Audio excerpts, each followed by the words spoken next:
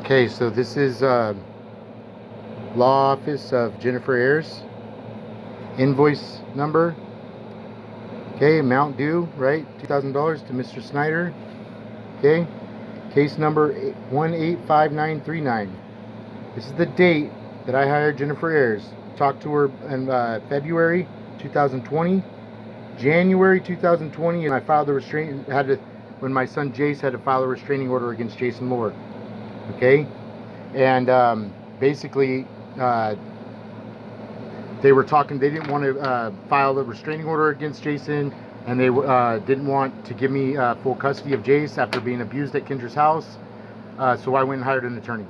Okay, she was recommended highly from another friend of mine who is actually an attorney that I went to high school with, and he said this lawyer right here is the best lawyer in Shasta County, hands down. And I really do believe that, but I think she made some mistakes.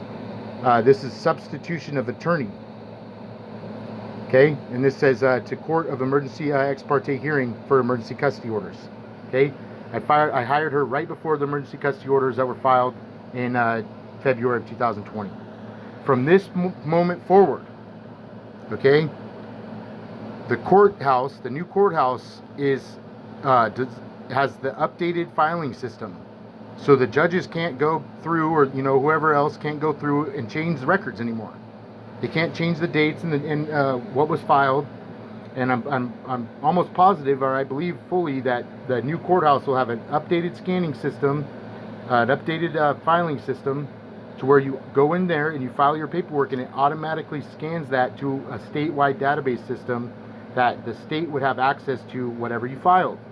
That means that every piece of paper that you file now is filed in the Shasta County Superior Court, the new courthouse. It was a big deal. And it was also a big deal to me, and I was waiting for years for that to happen, because that takes the old system that they were using, the old filing system, it takes that out of the question, so they can no longer go back through and change anything. All right? I guarantee you that before that new courthouse was built, and the reason why it was postponed for so long is because the judges in Shasta County Superior Court and the clerks were going through these case files systematically and changing what was said in these case files because of the investigation that was going to happen, or the investigation into Judge Gibson and Kennedy and Flynn. Okay? Any paperwork from this date forward, from February 13th of 2020 forward until this date right here, April 6th, 2021, would be filed by my attorney. Okay, it would be invoiced. It would be listed and invoiced on this invoice here, and broken down by payment. Okay, so it took this court date right here with substitution of attorney and court order and the court for emergency custody orders. On this date, I paid $525. This is all broke down per amounts of payments that I paid per service. Services provided, substitution of attorney, created, then reviewed, I paid $30. And every time I paid money, in a $100 hour rate, okay, every time I paid money is invoiced on this, it would be on her account as well as my account, okay? And it should be compared to, or backed by the court case docket online. The case docket online, you can look at Kendra's name, or you can look up my name. You can look up this case number, and you're going to get a list of court hearings and court dates and things that were done, court proceedings and whatnot. Okay, that was changed recently. That was changed before I got out of jail, and then again after I got out of jail. Okay, and a lot of the time that Jennifer Ayers was my attorney was taken off of that case docket list. The reason why was because of the things that were said and discussed in those court orders and those court dates and court proceedings, and because Jennifer Ayers kicked their asses in court. I'm telling you right now, Jennifer Ayers chewed them up, dude. Okay? And Jennifer was the one, another lawyer that told me that my kids were abducted from Sacramento, and Shasta County Superior Court's covering it up and hiding it. Okay? There's her phone number and address right there. I don't want to be rude, but she's the best attorney in Shasta County, dude. She is fucking dynamite. And basically, we parted ways. It says invoice number 49. We parted ways because of money. Okay, now can go through these really quick. Filing or preparing a substitution of attorney, substitution of attorney and custody support and visitation. Preparing documents to file at court. Proof of electronic service. Proof of electronic service. This is big time right here, because Judge Gibson always says that I didn't file proof of service, and he's going to say that every time that there's a court order that needs to be that he can't change. Okay, if he can't change the court order and like can't change what I said because it's been filed in the Shasta County Superior Court, and he can't get to it or have access to it, then he's going to say invalid proof of service, or proof of service wasn't filed. Okay, so anything from between February 2020 until April 2021 that was filed by my attorney, and it would have been legal proof of service, no matter what. Because she uses the electronic system, but two, she's a fucking lawyer. Okay, proof of personal service, Karen, right? That was paperwork that Kendra filed against me on this date and was served to my attorney by Karen. So that's how that breaks down. Okay.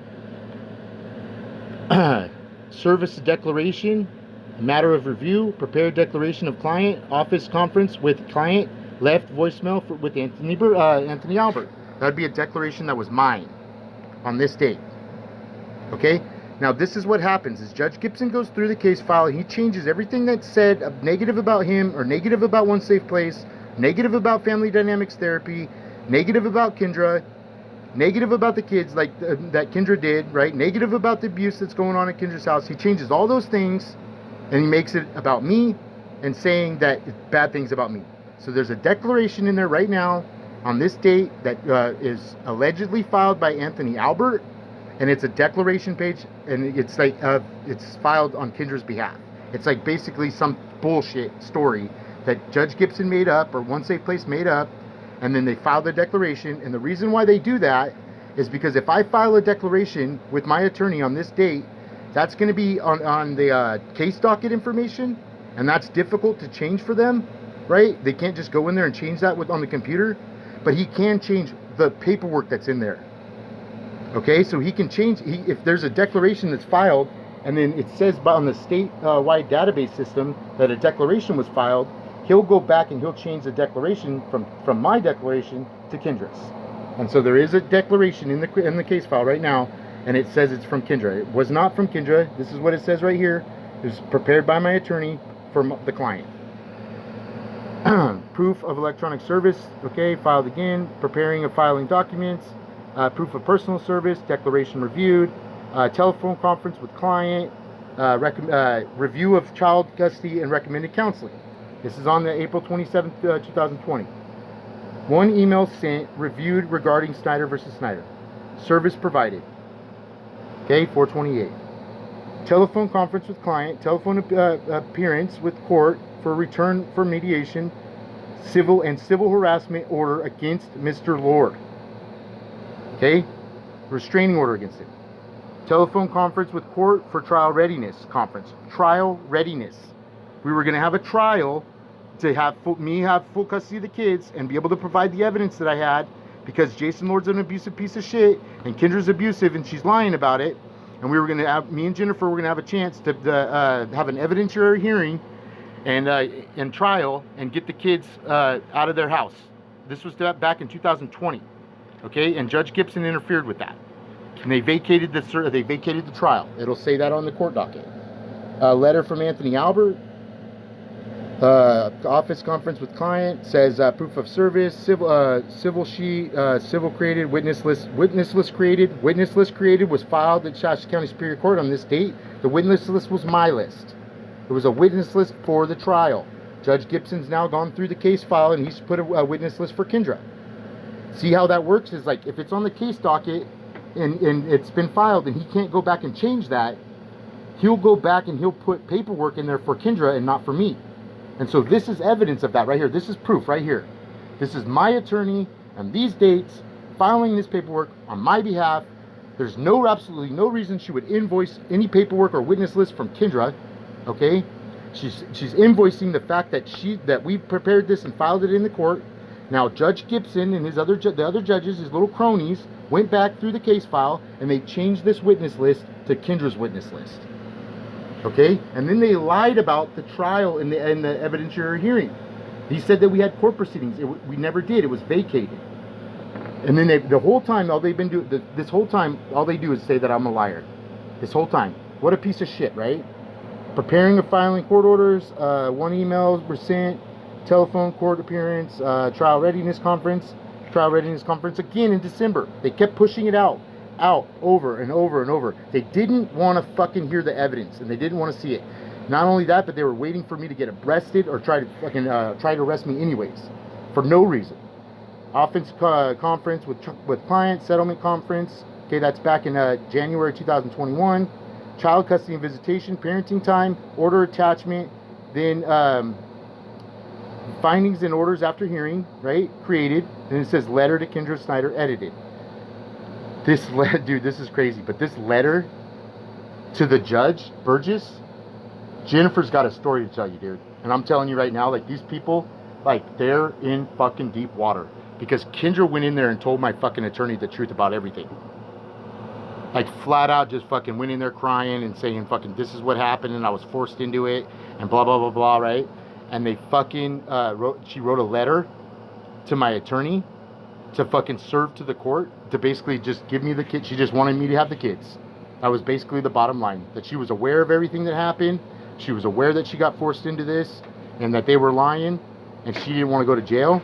And Jennifer said, all right, write up this statement and I'll fucking send it to the court and we'll take care of this. There's absolutely no other reason why Jennifer Ayers would have a letter to Kendra Snyder edited. She did it for her. She had her write a letter and she went over it with me. And then Jennifer Ayers told me what happened. Okay, and I got pissed about it. Child custody and visitation, parenting time, order attachment, findings and orders after hearings, child custody and visitation, all in 2021.